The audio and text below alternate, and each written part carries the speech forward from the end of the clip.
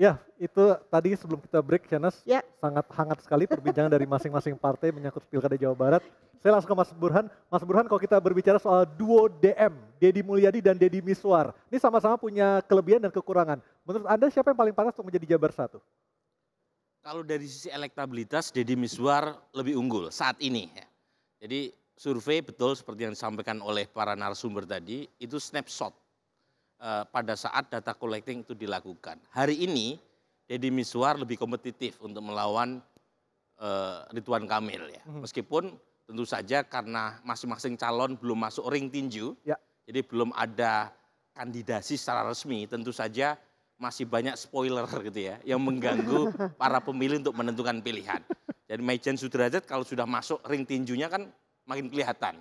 Nah itu lebih efektif lagi untuk memotret. Nah hari ini sebenarnya Deddy Miswar lebih punya daya jual. Meskipun kalau dari sisi kursi, tentu saja Golkar lebih berhak untuk mengklaim. Betul. Tapi kan elit itu selalu punya banyak cara untuk menyatukan bahasa. Ya. Nah menyatukan bahasa siapa yang nomor 1, siapa yang nomor 2. Nah termasuk misalnya kalau dihitung sekarang Demokrat punya 12 kursi di Jawa Barat, kekurangannya untuk memenuhi syarat 20% kursi 8. Nah kalau Golkar sepakat yang nomor 1-nya Deddy Miswar, 8 kursi sisanya ya mohon diselesaikan dengan bahasa yang bisa dipahami bersama kan begitu. Nah ini kan politik. Ya, politik yang kita tahu masing-masing elit seringkali punya satu kesepakatan gitu ya. Yang tentu saja hanya mereka yang tahu tetapi tidak dibongkar ke publik. Tapi kalau kita lihat dari sisi elektabilitas, harusnya siapa yang menjadi leader sebagai Jabar 1? Apakah Deddy Miswar oke sekarang menjadi wakil gubernur petahana, tapi di sisi lain Kang Deddy Mulyadi juga sebagai ketua DPD Partai Golkar dan 2 kali menjabat sebagai bupati. Iya, lagi-lagi tadi kalau dari sisi elektabilitas hari ini Deddy Miswar lebih punya posisi tawar. Dari sisi mesin partai, Golkar lebih punya posisi tawar. Jadi tinggal diselesaikan saja di belakang layar bagaimana mereka Jadi penyelesaian yang paling kesepakatan bijaksana sebetulnya katakan Burhan itu bukan sekedar masalah elektabilitas.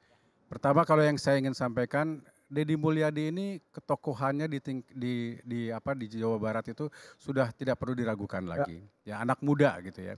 Yang kedua, dia seperti yang Aryo bilang, dia kepala daerah yang sukses selama 2 kali.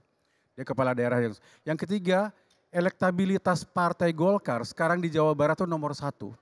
Kenapa? Karena dalam 1 bulan dia bisa 350 titik. Bayangkan 1 hari berarti mungkin 10 titik dia bekerja. Jadi artinya apa? Kalau kemudian follower Instagram ukurannya akan lain. Kalau dengan titik-titik yang dia garap seperti itu. Nah oleh karena itu memang Mas Suryo ya, kita temenan ya. Siap. Kita mau ngejodohin anak nih. Betul. Tapi tanpa meninggalkan rasa hormat, memang Deddy harus nomor 1. Gitu. Ya, sekali lagi kembalikan kepada anaknya, ya kan gitu. Kalau anaknya kayaknya sudah cocok, lu aja nomor 1. Nah, udahlah. Ya, tapi aja. pada akhirnya dikembalikan kepada anaknya. Betul. Setuju. Kami akan doakan segera akur lah. Sudah akur. Dari dulu kami akur, nggak pernah nggak akur ya gitulah. Cuman masalah 01 atau 02. Jadi kalau kemarin tuh ada film Naga Bonar jadi 2, ya kali ini moga-moga Naga Bonar jadi 1 lah gitu. Tapi Mas Suryo, ini bukan atas nama PKB ya, karena PKB masih ke Ridwan Kamil. Atas nama orang Jawa Barat, kalau komposisi Deddy Miswar, Deddy Mulyadi, Deddy Miswar betul-betul kemarin menjadi vote getter. Tetapi soal kerja, Aher yang kerja. Artinya kalau dia hari ini udahlah cukup jadi wakil gubernur yang calon gubernurnya tetap Deddy Mulyadi. Ini hanya sekedar pandangan orang Jawa Barat ya, orang Jawa Barat. Nah makanya nanti ini kan pasangan-pasangan ini menarik nanti. Bayangin aja, saya nggak yakin kok Pak Sudrajat dengan Pak Saihu itu chemistry-nya udah nyatu. Jangan-jangan itu, Betul. ya kan, Aryo, Itu yang jangan-jangan disampaikan sebetulnya Maman ini itu. adalah strategi untuk memenangkan Ridwan Kamil karena takut dengan popularitas Deddy Miswar. Enggak, Kang Maman ini ustadz, jadi bicaranya tuh setulus hati. Bukan karena dekat dengan saya, bukan. Ya, enggak, tapi saya ingin, tadi Sahnas pernah ngomong soal bahwa pemilih yang paling harus diperhatikan itu di Jawa Barat, satu adalah kelompok milenial, yang kedua adalah perempuan. Nah isu itu belum digoreng sama sekali. Dari beberapa orang hanya berkutat soal elektabilitas. Tetapi saya garis bawahi lagi Kang Hari tadi bahwa sekali lagi 2 kali pilkada di Jawa Barat. Yang pertama elektabilitas tinggi itu Agum dan dia kalah. Yang kedua ada Dedi Yusuf dan dia jadi nomor 3. Meskipun kalau Dede Yusuf dulu ada kecelakaan. Waktu itu kita tahu 2 hari sebelum pilkada Jawa Barat sesuatu terjadi pada mantan ketua umum kami. Jadi kalau itu sebenarnya kecelakaan kalau itu. Ya, tetapi itu menjadi semacam kita bisa melihat pola-pola di Jawa Barat. Orang yang mau bekerja, lihat aja, saya ketika itu adalah yang mendukung Rieke Teten. Seandainya pilkada Jawa Barat ditambah saja 1 minggu, padahal di survei kami nomor 3 terus, Rieke Teten. Tapi kita bisa menyalip jadi nomor 2, dan itu hanya beda kecil dengan Aher Deddy Mizwar. Artinya Jawa Barat akan dimenangkan oleh orang yang mau bekerja, yang mau ke pelosok-pelosok. Saya mencoba kemarin datang ke ujung genteng Sukabumi, datang ke Pangandaran. Saya bilang, ngubek-ngubek di Depok aja saya nggak sanggup. Saya bilang, ngapain nih jadi gubernur, jadi wakil gubernur, capeknya minta ampun. Deddy Mulyadi melakukan itu. Deddy Mulyadi melakukan itu. Bayangan aja dia ke ujung genteng, ke tempatku saja yang kalau gitu udah deh PKB gabung ke koalisi. Setuju.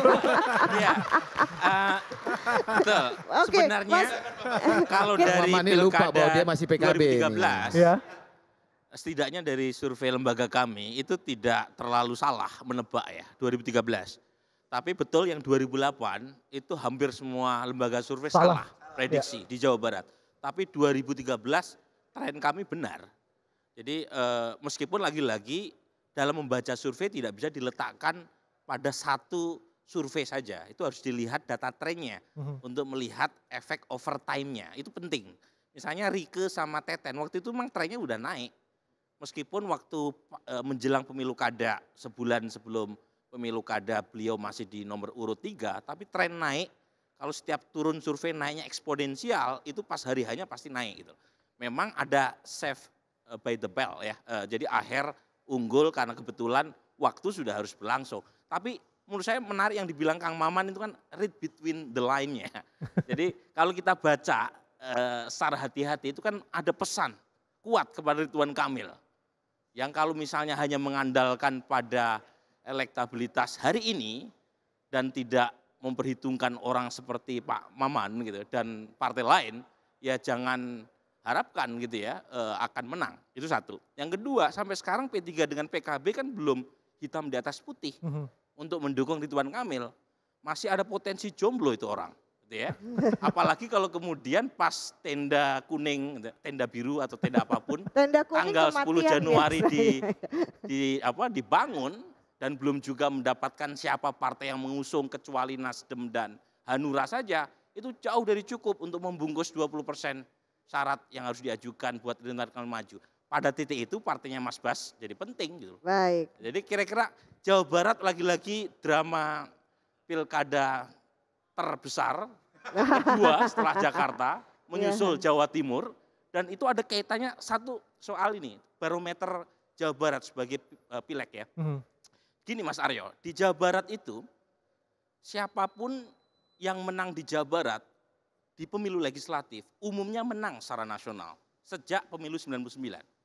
Meskipun tidak ada hasil linier antara pilkada dengan pileg, tetapi kalau misalnya kalah atau menang di Jawa Barat itu secara psikologis sangat membantu untuk menghadapi pemilu legislatif dan pilpres.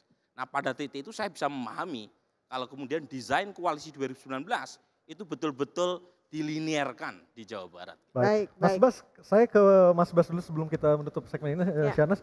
Apakah PDIP masih berikhtiar untuk mengusung kader sendiri? Ada nama Pak Anton Carlian, ada Kang TB Hasanuddin, ataupun nama-nama lainnya untuk maju sebagai cagup di Jabar? Iya, memang dalam konteks Jawa Barat banyak variabel yang harus kita pertimbangkan. Terutama aspek dari kepentingan PDI Perjuangan untuk mengekstraksi nasionalisme dan Islam.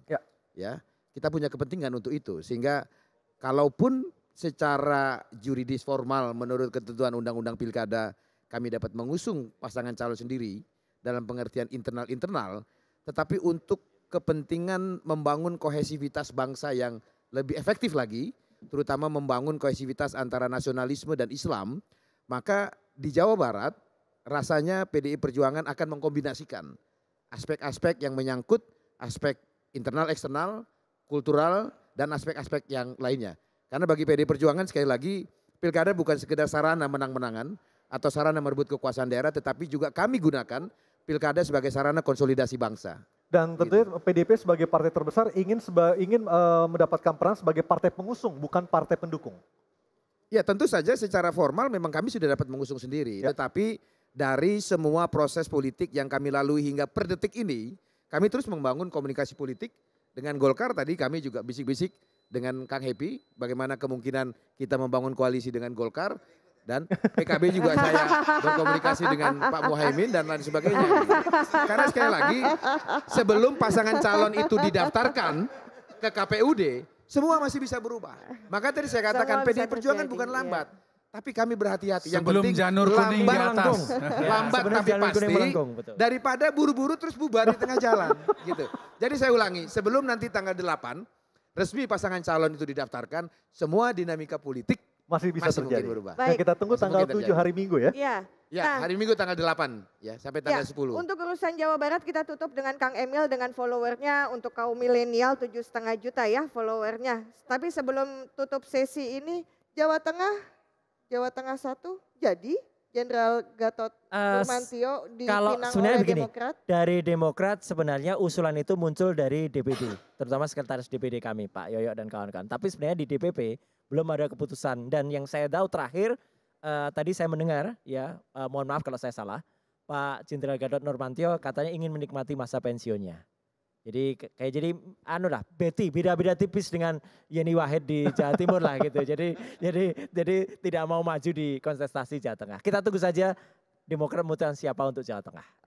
Oke.